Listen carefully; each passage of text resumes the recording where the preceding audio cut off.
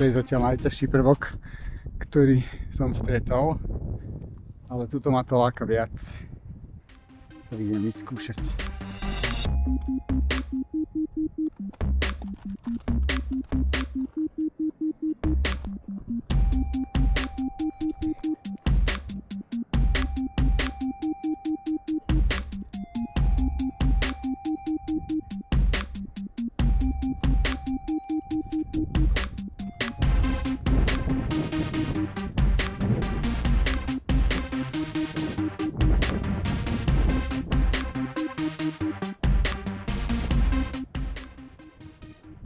To je úplná pecka.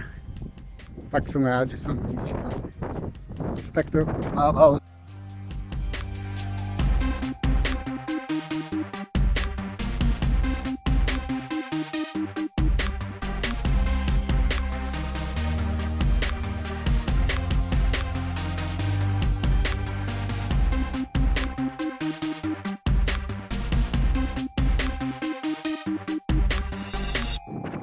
Tiež vyzerá lákavo, ale kašle na plyn.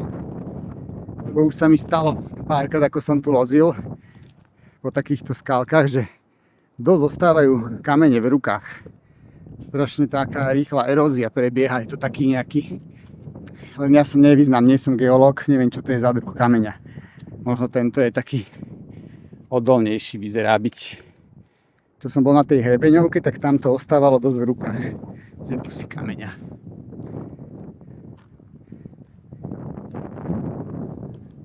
No je to úplná paráda, je to veľmi ľahké lezenie, ale dáva to super pocit, ako ten vzhľad tých skál, proste človek leze, je to ľahké, bezpečné lezenie, skontrolujete, to vidíte, niečo sa aj hýbe, tu nás zrovna nič, a tak sem tam sa to hýbe, skontrolujete si to a idete ďalej. Pecká paráda, veľmi pekné, veľmi príjemný zážitok, to je vhodné, by som povedal aj pre také 10-ročné deti a boli by z toho úplne nadšené.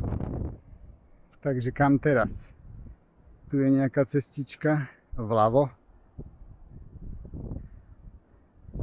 Vyskúšam asi tu, lebo tu vpravo je to trošku také strašidelnejšie, ale vyzerá, že aj priamo hore sa dá ísť.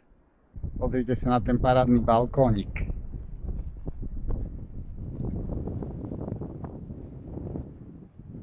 No, takže išiel som po tej ľavej strane.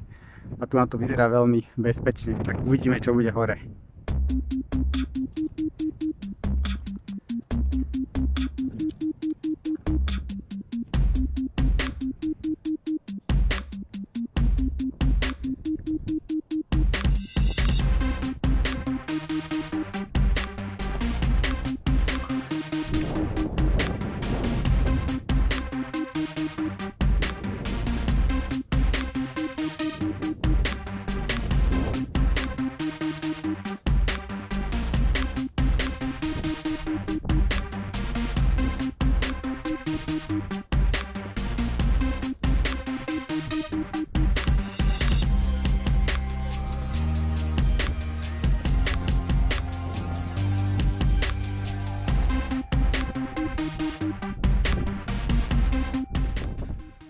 Lager. Otázka je, že kadiaľ ísť.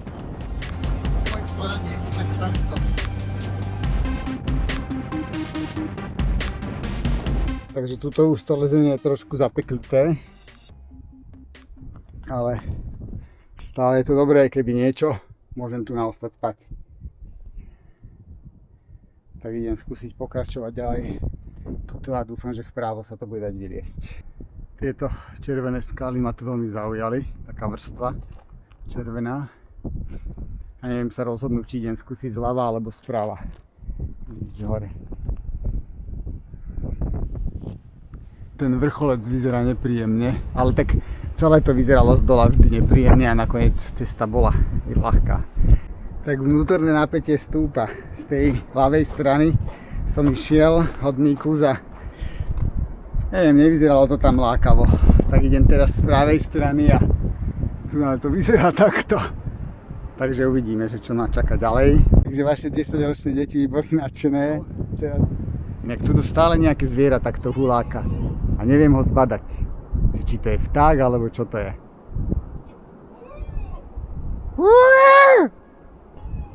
Aha, už to vidím. Vidíte to aj vy? Približím vám to. Ideme ho pozrieť? Lebo dá sa tam prejsť. To sú dokonca dve zvieratá. Už ich vidím. A dokonca sú tri. Neviem, či ich vidíte. Niekde tam. Neviem, či oni vidia mňa. Ale idem skúsiť tú pravú stranu, no len tam som z toho tiež nebol nadšený, ale to je aspoň smer mojej cesty, lebo no, horšie, že asi už ani nepamätám, že kade som sem vyšiel. Viete čo, tak na tento úsek si veru, že kameru dám do vrecka. Toto je tá ľavá strana a idem to skúsiť prejsť, lebo je to už celkom blízko. Toto si myslím, že by sa malo dať výjsť. Tu mám jeden dobrý uchytný bod. Povedzme, hej, ale všetko ostatné je tu takéto, že takto sa toho chytíte a všetko vám ostáva v ruke. Ja neviem, už tu vlastne nič také neostalo, čoho sa môžem chytiť. Tuto niečo je, len zase nemám dať kam nohu. Otázka, vyššie to vyzerá dobre. Takže už som to tam vzdal s tým skúšaním. Bolo to na prd. Ale je to dobré trénovanie toho, že keď som sa aj najedoval, že to nejde, hej, že chcel som to dať nejako, ale nejde to, tak sa zase upokojiť. Mindfulness, teda, že to všetko vnímam, kde som, čo sa deje, zbytočne nesmiem riskovať. Nejak dobre dopadne všetko, na to sa sústredím. Keď tak a budem tu dlhšie, hej, nejako už hádam, zídem dole, nejakú cestu nájdem, či už hore alebo dole. A potom pôjdem po turistickej.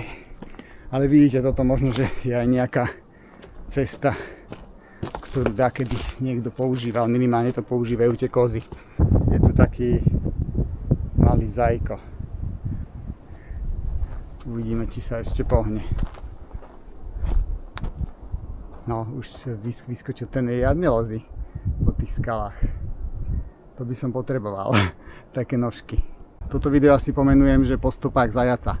Lebo touto cestičkou sa vydal zajačík a tá cestička vyzerá príjemne. Zajačíková cesta je veľmi dobrá. A tu na to už vyzerá nádejne, že sa dostanem až úplne hore.